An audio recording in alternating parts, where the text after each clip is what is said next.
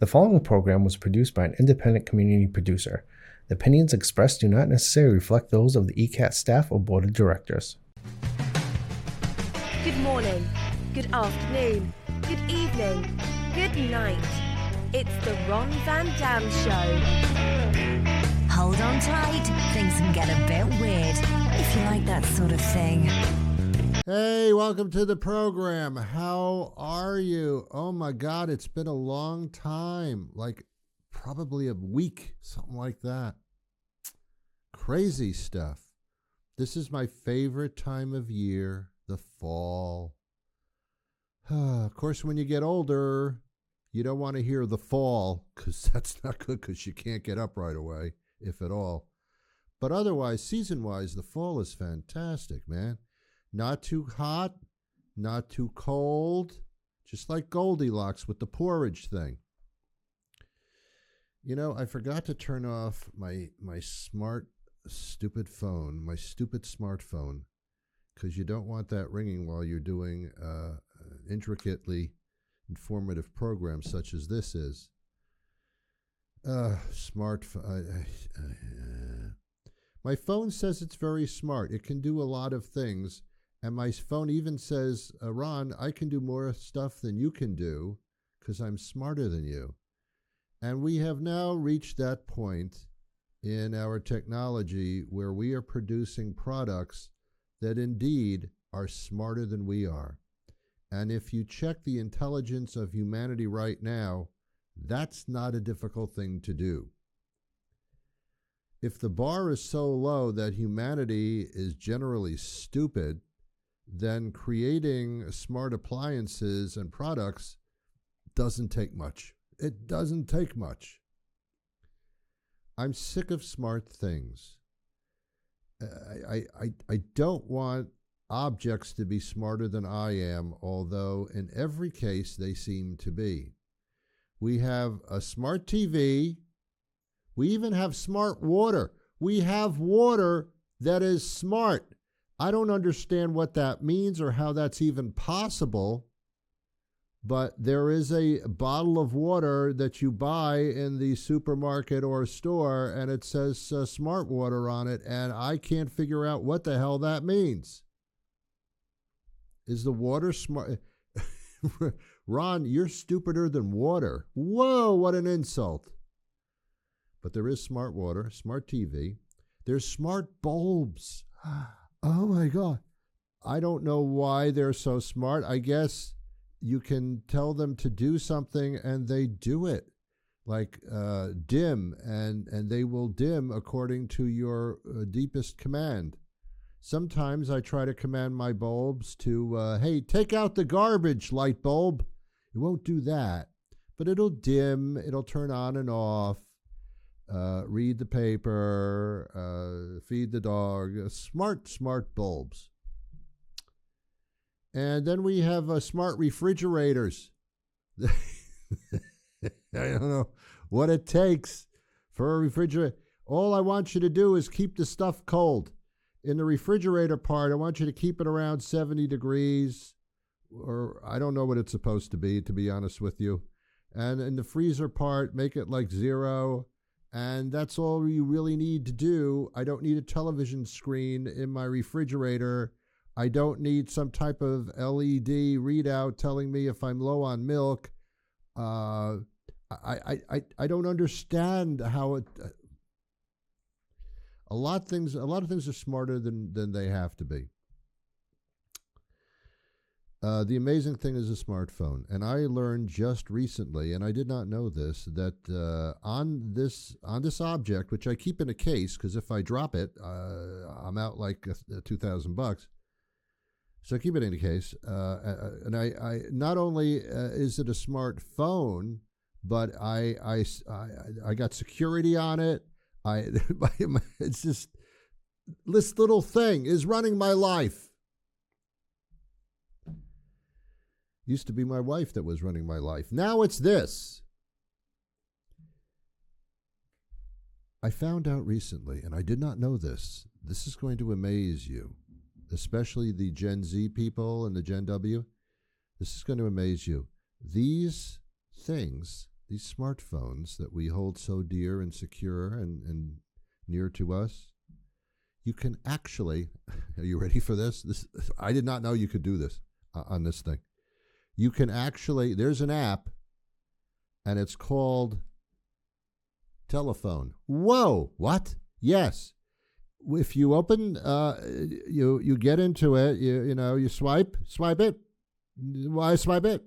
And you can actually, there's a little icon of a telephone receiver thing. And you tap on that, you can actually make a phone call to somebody. Oh my God. Seriously? You mean those things you used to plug in the wall? We spent our whole lives talking to people through the telephone. You can do that in this? Yes. Yes. And it's built into most of the smartphones already. You didn't know that you could call somebody on this, did you? No, I thought all I could do was email or text or post things. No, you can actually make a phone call. Yeah, but if I do that, do I have to actually talk to the person? Oh, that's a downer.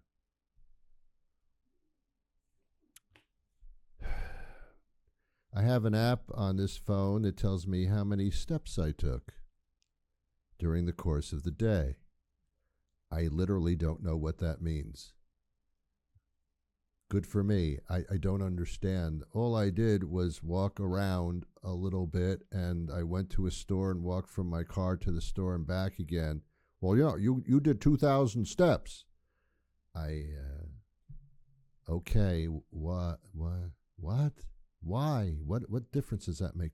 Well, the more steps you take, the healthier you are. No, that's not true. I can take all the steps I want. It's not going to make me healthier. Thanks for telling me how many steps I took. Hey, how many times did I chew today? I don't know. Does that make me healthier because I was exercising my mandibles? How many steps did I take? Am I closer to wearing out my shoes? How many steps until my shoes wear out completely and I have to buy a new pair? Am I yelling? I'm sorry, you didn't do anything wrong that I know of. I'm sick of smart stuff. I really am. I got very intimidated when I was much younger by calculators.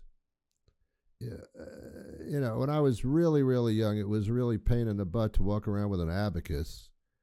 Generation Z, you don't know what an abacus is, do you? It's when one of your teeth is like protruding into the gum and causing a lot of pain. That's an abacus. I was intimidated by the calculators because they started being smarter. They could figure things out faster than I could. What's square root of 17 divided by 7 times 32? The calculator knows this already. Wow. That was intimidating.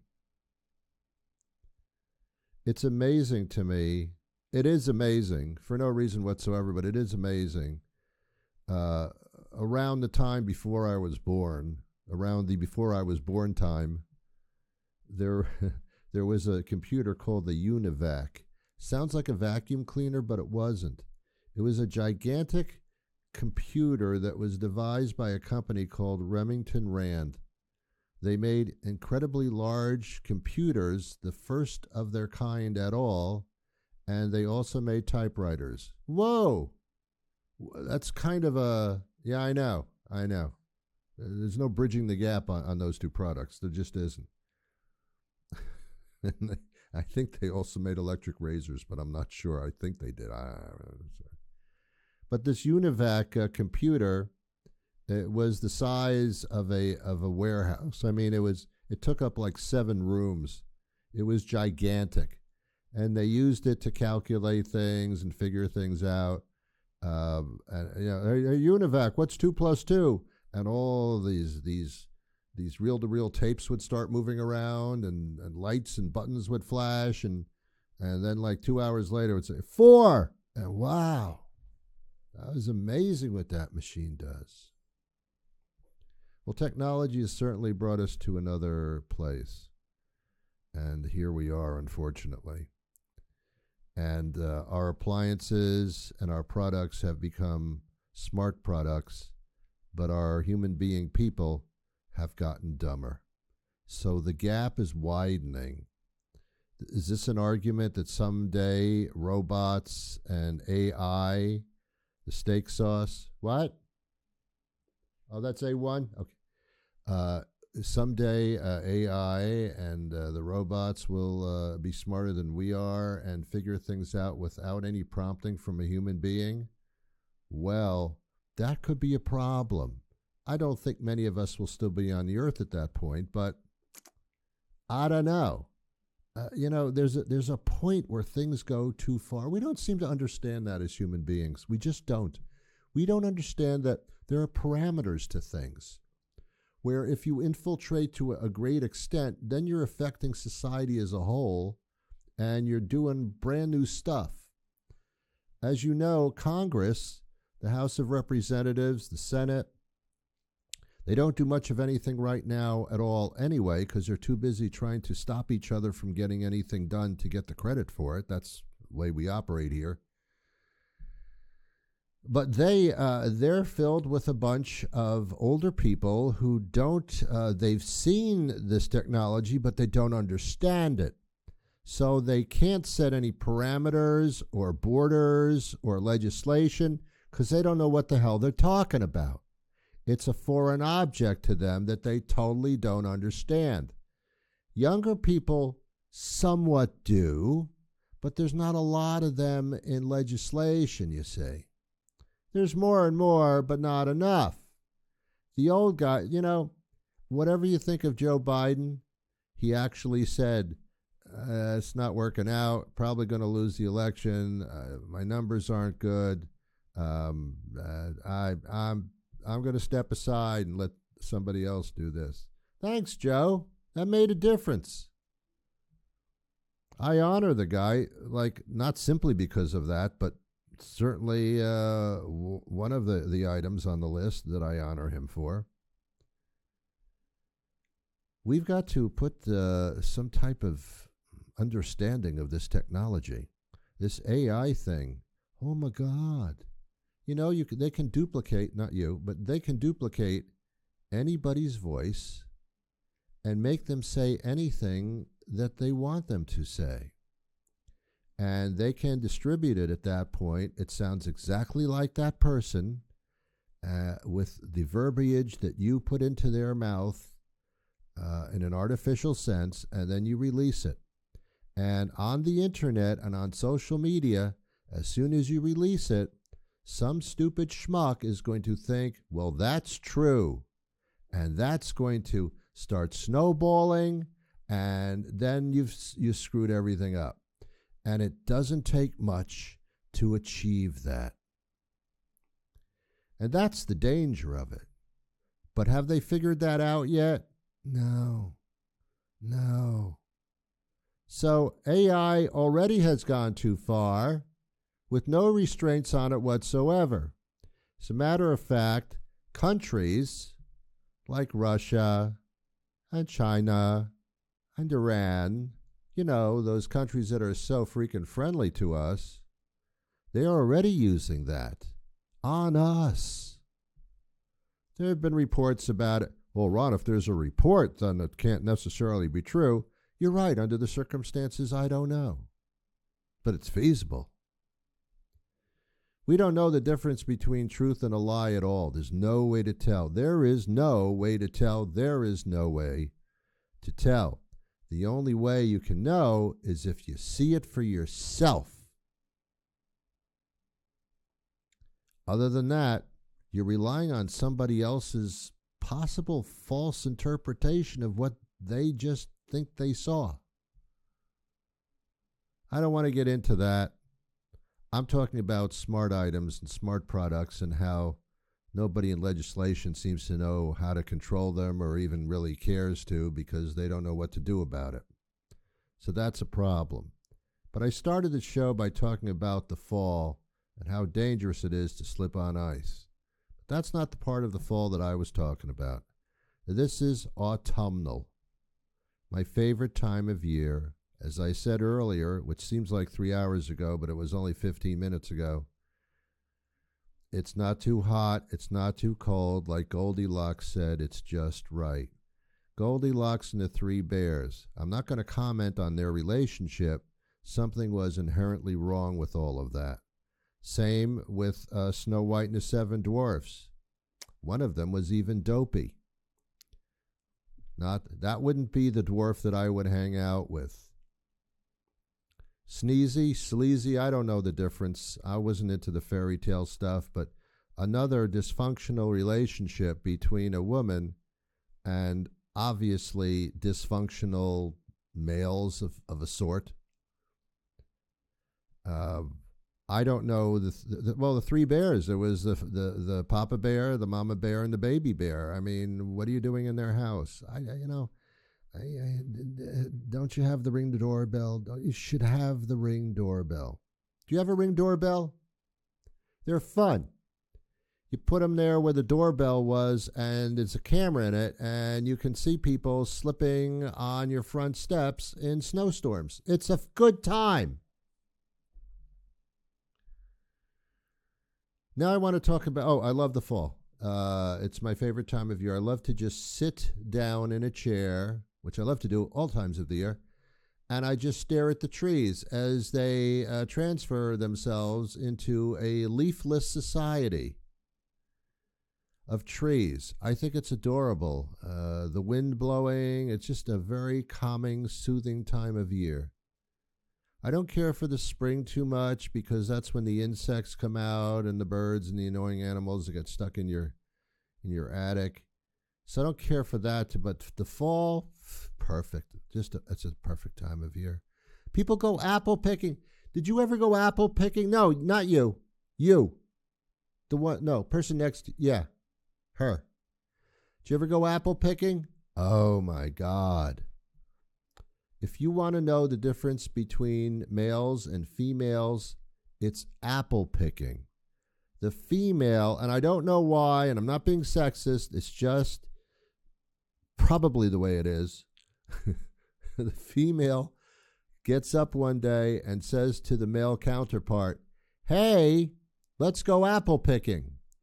And the male says, I don't know. And then he says the same thing that all males say to that suggestion. We all say it. And we say, "Can't you buy those things in a supermarket?" We say that, don't we? Yes, you can. And that's the end of the story. But apparently, according to most females, it's an event. You get to walk into an orchard and pick your own apples, something that you would pay other people to do, but you're going to do it yourself. It's kind of like a salad bar with fruit in it. You want an apple? Go pick it yourself. What, do you want me to pick it for you? You'll be lazy and drive to a store? Go pick it yourself. You want an apple? Go get it yourself. That's what apple picking is to me. I did go apple picking many a year ago because I'm trying as hard as I can not to duplicate that effort. I think this year I'm going to be forced to go apple picking again. I think it's like a colonoscopy. I think you have to go every 5 to 10 years. Apple picking, it is a colonic experience, actually. What you have to do is you have to make believe that you're excited. That's the first thing. And then you go to an orchard, which is usually not too close to your house or apartment, sorry. And you drive to it and you get out and you look around and you try to see really if this is going to be better this time. And you look at the other families. All right, they're doing it. I guess I'm going to do it too. And you look at the men in the other families who are apple picking, and they all are looking at each other with, there's so much eye rolling, it's not funny. Those eyes are rolling, baby. And then you walk up to these trees or whatever they are, and you, I think they're trees, and you pick the apples, and that's it. It's and then when you get home, you try one of the apples. Sometimes you do it right there because you just can't wait, although you're supposed to wash them off. But you try one of the apples you picked, and usually it's, I don't know. But wasn't it fun to pick them? Yeah, as much fun as it is to take out the garbage every week. I don't know. I feel like having a steak tonight. I'm going to go to the store and get a steak. No, let's get in the car and go to a pasture and let's just pick out a cow and kill it. And then we can eat it tonight for dinner. Well, that's apple picking to me. One of the worst experiences of my life to this day, I want to tell you something about myself, even though you're not asking. I love animals. I love wild animals. I think they have as much of a right to be on this planet, perhaps more than us. Perhaps more than us. They go extinct very rarely because of themselves. They go extinct because we don't leave them alone, or we change their environment to the point where they can really not survive anymore. That's what we do, because we're evolved. I love wild animals. I won't touch them, but I love to watch them. But I think even a fly has a life. Short as it may be, it's a living thing. I do not kill flies. I do not kill flies. I trap them, and I bring them outside, and I set them free. And somehow magically, wonderful or orchestral music plays in the background as I release the fly into the wild. I do it with moths. I have a pantry in my kitchen, and inside there are, every once in a while, these little closet moths. I don't know where they come from. I have no idea.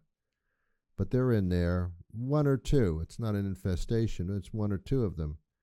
I have a little contraption that I bought on Amazon. It looks like looks like a wand kind of thing, but it has a little motor in it, and it's like a little suction thing.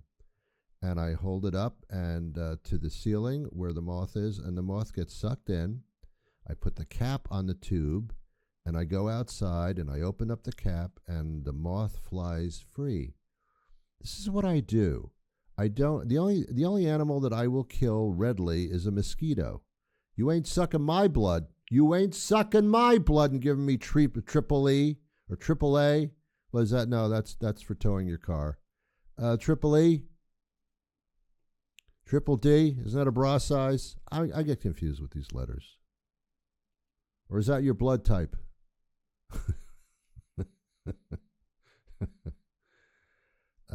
I'll kill the mosquito because they have attacked me disrespectfully.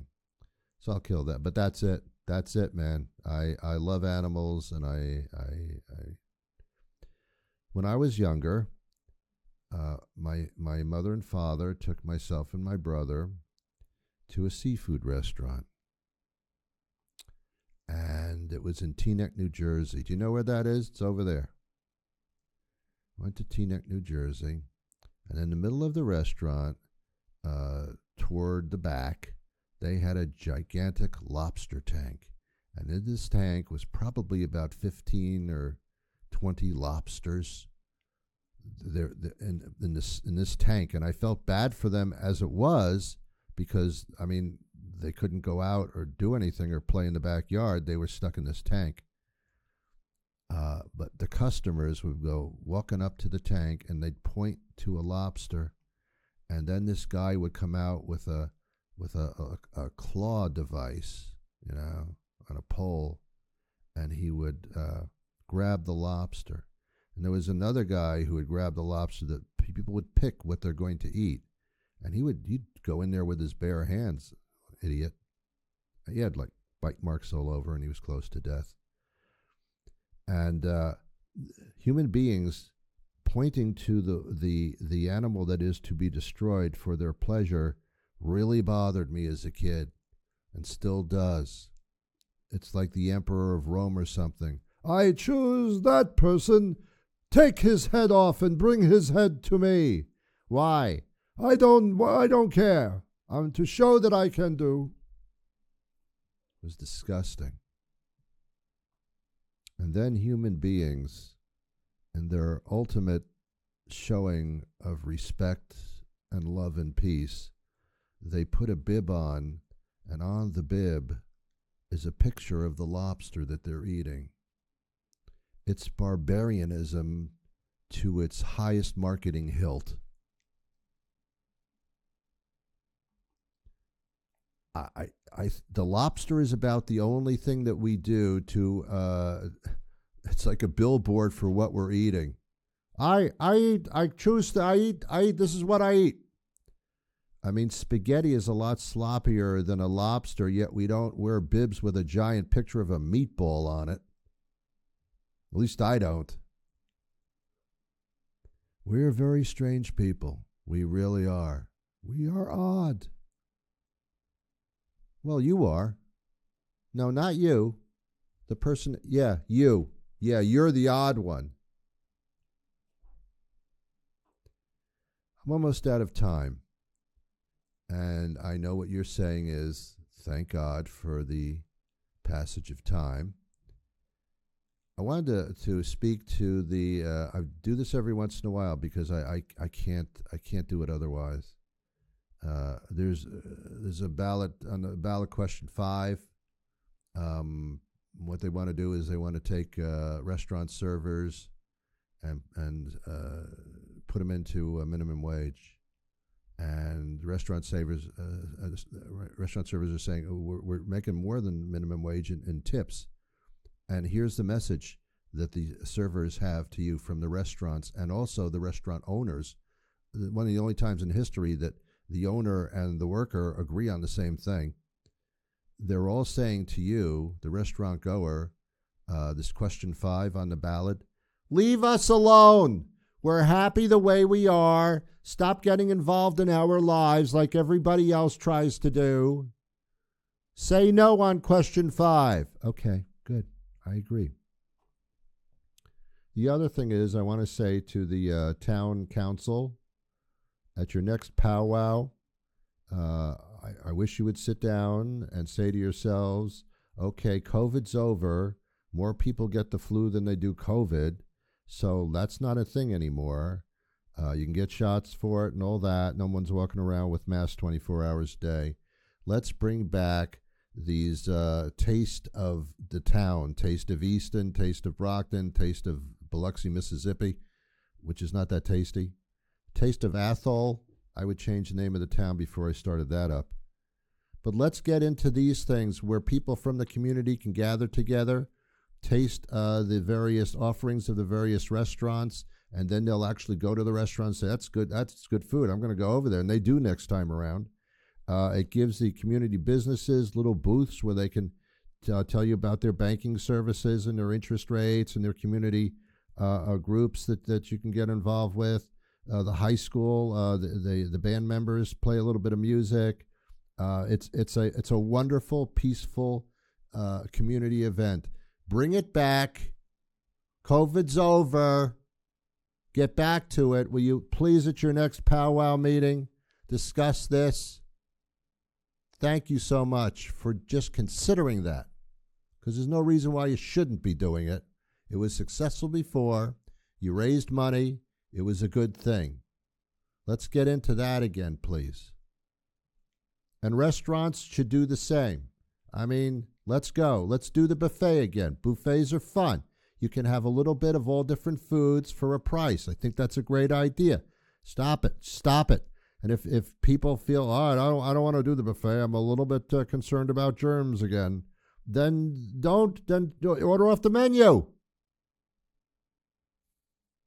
I'm out of time. I'll be back next week with a brand new program, but until that time arrives, I wish you peace.